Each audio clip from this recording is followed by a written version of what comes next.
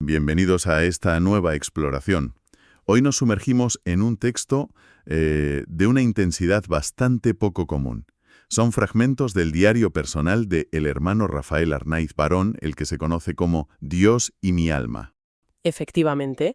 Son unos escritos muy íntimos, redactados además entre diciembre de 1937 y abril de 1938.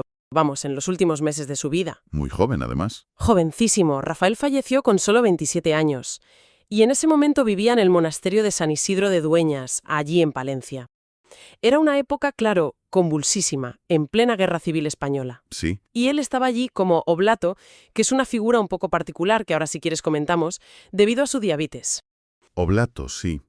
Entiendo que es una persona que vive la vida monástica, pero sin llegar a hacer los votos solemnes, ¿no? A menudo por temas de salud, como era su caso. Nuestra intención hoy es precisamente adentrarnos en ese viaje espiritual que él documenta en estas páginas. Un camino que parece marcado por una búsqueda de Dios muy apasionada. Sí, muy intensa. Y temas que se repiten como el sufrimiento aceptado por amor, la idea de la cruz como centro y un deseo muy radical de desprenderse del mundo, ¿no? Exacto. Es un testimonio muy crudo, sin adornos. De una experiencia límite, yo diría. Y vivida además en la austeridad de la trapa, que bueno, ya se sabe cómo es la orden cisterciense de la estricta observancia. Rigor, silencio. Vale, pues vamos a analizarlo con detalle. Empecemos por su situación justo al inicio de estos escritos, en diciembre del 37. Es la tercera vez que vuelve al monasterio. La tercera, sí. Dejando atrás otra vez a su familia, una vida acomodada. Él mismo describe lo difícil que es esa partida, pero a la vez dice que poder volver es un milagro de Dios. ¿Qué es lo que le impulsa a tomar una decisión tan radical? Y más en ese momento. Pues mira, él da varias razones. La principal clarísimamente es cumplir lo que siente que es su vocación. Amar a Dios en el sacrificio y en la renuncia. Eso lo dice él. Ajá. Luego, claro, en el contexto de la guerra, él siente que su forma de combatir, de ayudar a España, es desde el claustro, espiritualmente. Entiendo. Y sobre todo yo creo que ve este tiempo como una oportunidad para aprender a amar su cruz, la de Cristo y la suya propia, claro, marcada por la enfermedad. Y todo esto como oblato, que antes comentábamos. Pero claro, ¿cómo choca eso con la realidad del día a día en el monasterio? Pues aparecen pronto las dificultades y las describe sin paños calientes. Habla de una soledad muy profunda. Encuentro a los hombres muy lejos, solo Dios. Imagínate. Uf. El sufrimiento físico es constante, sobre todo el hambre por su diabetes y las restricciones de la época, claro. Y luego está su propia sensibilidad. Él era una persona muy sensible y sufre al ver lo que él percibe como egoísmo o falta de caridad a su alrededor. Hay una frase suya que, bueno, que lo resume muy bien. La trapa sin Dios no es más que una reunión de hombres. Y esta sensación de desamparo parece que llega a un punto álgido en la Navidad de ese año, del 37. Describe una enorme soledad, una pena muy honda. Se siente enfermo, débil, dice que con muy poca fe. Sí. Llega a escribir en Nochebuena, sintiendo que entrega lo último que le queda. La frase es tremenda. ¿Qué me queda? Nada. Es un momento de vaciamiento total, sí. Pero fíjate, no sin lucha interna, ¿eh? Exploremos un poco más esa lucha interior que mencionas, porque Rafael habla mucho de lo difícil que le resulta la oración, de la batalla contra las distracciones, el egoísmo, la soberbia. Anota cosas con una sinceridad brutal, como, tan importante me creo. ¿Cómo afronta esa batalla diaria? Pues con perseverancia, aunque sienta que está perdiendo el tiempo, como él dice. Y aquí surge un tema que es crucial en sus escritos, la humildad. Ajá. Pero lo fascinante es cómo la define él. No es solo ser modesto, ¿sabes? Para él es conocimiento de sí mismo. Conocimiento de sí mismo. Exacto. Y ese conocimiento le lleva a verse como nada. Y si eres nada, pues lógicamente lo esperas todo de Dios. Y de ahí saca una consecuencia súper práctica para la convivencia. ¿Quién puede ofender a la misma nada? Es, bueno, una perspectiva radical sobre cómo desactivar la ofensa y mantener la paz. El 1 de enero del 38. Hace una especie de voto privado de amar siempre a Jesús. Sí, es un momento clave. Parece que ahí abraza totalmente su identidad particular. Dice, no soy religioso, no soy seglar, no soy nada.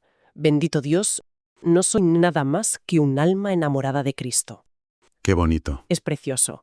Y además interpreta su propia enfermedad, su condición de oblato, no como un fracaso, para nada, sino como la manera que Dios tiene de permitirle vivir esa vocación de amor humillando su orgullo.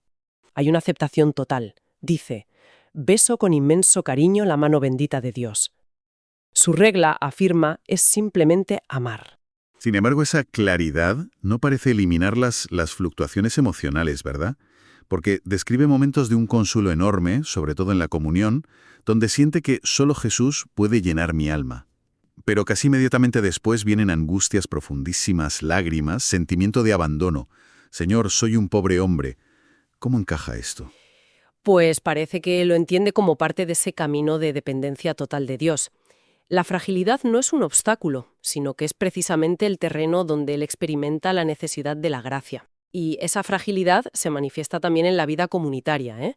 Admite su impaciencia, sobre todo con los ruidos. Llega a decir que la vida en común es la máxima penitencia. Pide mansedumbre y se lamenta de no amar la cruz como él querría. Mencionabas antes la humildad como clave para la convivencia.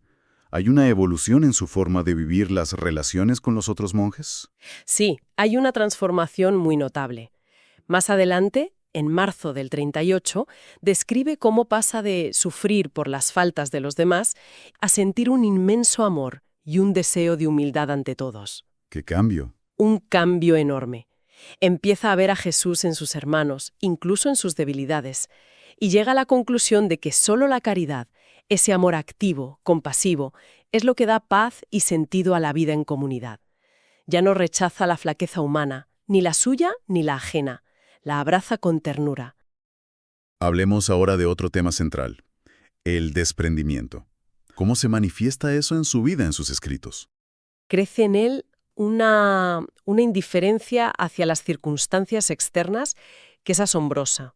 Le empieza a dar igual ser oblato o monje profeso, llevar la capa de oblato o la cogulla, que es el hábito monástico completo, el símbolo de pertenencia plena. Ya. Incluso cuando le dicen que le van a dar la cogulla en Pascua, después de una alegría inicial, y suelta una frase que es lapidaria. Nada de lo que tiene fin es grande. Tremendo. Y esa indiferencia se extiende también a lo físico, ¿verdad? Hay un momento muy gráfico en que está, pues, no sé, sintiéndose mal porque tiene que envolver chocolates en vez de estar al sol que tanto le gustaba. Claro, él amaba la naturaleza. Muchísimo. Y de repente se da cuenta y dice, ¿qué mejor flor que la penitencia? Ve valor en lo escondido, en lo que solo Dios ve. Solo lo que sufrí por tu amor, al fin del día, me servirá para algo. Bueno, él lo explica diciendo que después de sentir la cercanía de Dios, le cuesta mucho vivir entre humanos, volver a los consuelos de la tierra. Incluso los espirituales más sensibles, describe una soledad con Dios, como una experiencia que no se puede explicar con palabras. Nadie que no lo haya experimentado lo puede saber, dice.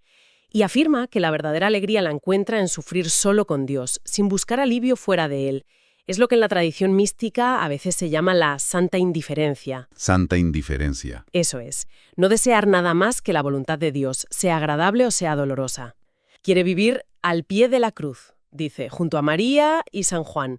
Afirma que allí, contemplando el sufrimiento de Jesús, el dolor propio como que desaparece, se relativiza, y solo queda el amor y el deseo de aliviar a Cristo.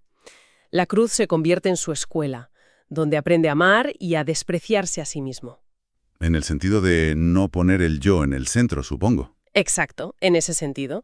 Su petición constante es, no permitas, Señor, que me aparte de ti. Y esta identificación tan fuerte con la cruz parece que le da una perspectiva muy, muy particular sobre su propia vida y sobre el mundo exterior, ¿no? Totalmente. Y aquí viene la paradoja máxima, la frase que comentabas antes.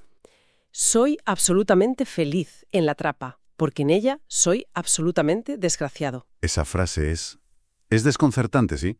Feliz porque soy desgraciado. Es una forma de decir que he encontrado sentido y propósito justo en lo que el mundo rechaza. Ya veo. De hecho, a finales de febrero ofrece conscientemente su vida a Dios por distintas intenciones y deja de preocuparse por su salud, acepta lo que le den. A medida que se acerca el final, ya en abril de 1938, se intensifica todavía más esta vivencia. Sí, las últimas semanas son de una densidad espiritual enorme. Cuenta, por ejemplo, cómo aprende a perdonar un desprecio acudiendo a la imagen de Jesús crucificado. Encuentra en la pasión la fuente de la humildad, de la mansedumbre.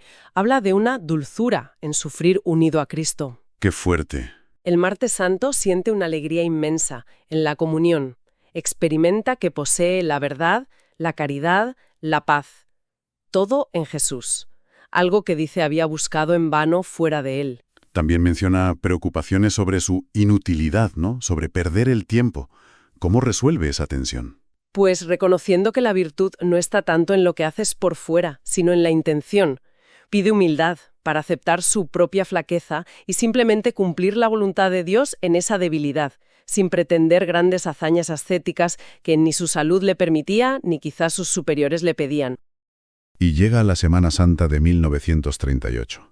Describe una experiencia muy intensa el Jueves Santo. Intensísima. Vive una intimidad con la Eucaristía profundísima. Se siente cercano a Jesús en su pasión como San Juan, dice. Se ofrece a sí mismo por el mundo. Es tal la intensidad que siente que esa comunión le basta espiritualmente para el Viernes Santo, que era un día en que entonces no se podía comulgar. Ah, claro. Pero fíjate, al mismo tiempo expresa temor de perder a Dios después de tanta cercanía. Siempre esa mezcla de consuelo y fragilidad, hasta el final. Y finalmente recibe la cogulla el domingo de resurrección, muy poquito antes de morir. ¿Cómo vive ese momento? Pues con una honestidad que conmueve. Admite que se dejó llevar por la vanidad ese día, a pesar de toda su lucha por la indiferencia. Vaya. Pero inmediatamente reafirma que solo Jesús llena el alma. Es como un último reconocimiento de su propia humanidad tan frágil, incluso en medio de una experiencia espiritual tan elevada. Muere pocos días después, a finales de abril. Y un detalle final que a mí me parece muy revelador. Encontraron en su bolsillo un papelito con su capítulo de culpas. ¿Ah, sí? Sí, una lista de pequeñas faltas cotidianas. Hacer ruido, distracciones, impaciencia. Esto demuestra que esa tensión entre el ideal altísimo y la realidad concreta de sus debilidades le acompañó hasta el último suspiro. No era un santo etéreo, ¿sabes? Era alguien que luchaba día a día. Entonces, resumiendo un poco, ¿qué podemos extraer de todo esto? Yo creo que lo que más impacta es esa centralidad de la cruz. Pero no como un símbolo de dolor y ya está, sino como fuente de sentido, de amor y, aunque suene increíble, de alegría para él. ¿Sí? También esa lucha constante por el desprendimiento, por vaciarse de sí mismo para llenarse de Dios. Y la experiencia de un amor divino que se manifiesta precisamente en la vulnerabilidad, en la pequeñez humana. Es una mirada sin filtros a un camino espiritual que, bueno, puede resultarnos lejano, ¿no? Sin embargo, yo creo que sus escritos tocan fibras universales. La búsqueda de sentido ante el sufrimiento, por ejemplo. La naturaleza del amor, de la entrega. Ese anhelo de trascendencia que, de alguna forma, está en el ser humano más allá de lo material. Quizá esa radicalidad nos interpela, ¿no? Quizás sí. Quizá nos obliga a preguntarnos por nuestra propia relación con estas cuestiones. ¿Qué lugar damos nosotros al sacrificio, al desprendimiento, a la búsqueda de algo más grande que nosotros mismos? Una pregunta potente para quedarse pensando. Desde luego, una pregunta que resuena mucho después de cerrar las páginas de este diario tan intenso.